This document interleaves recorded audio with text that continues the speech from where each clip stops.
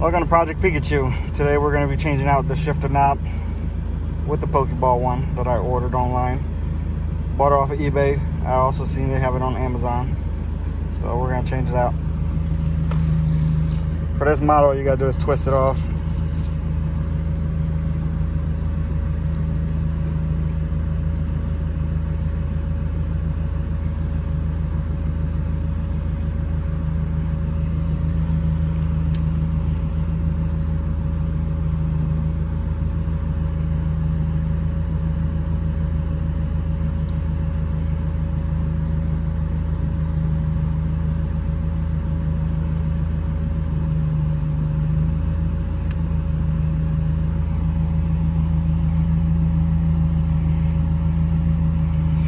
There you have it, Pokeball shifters installed.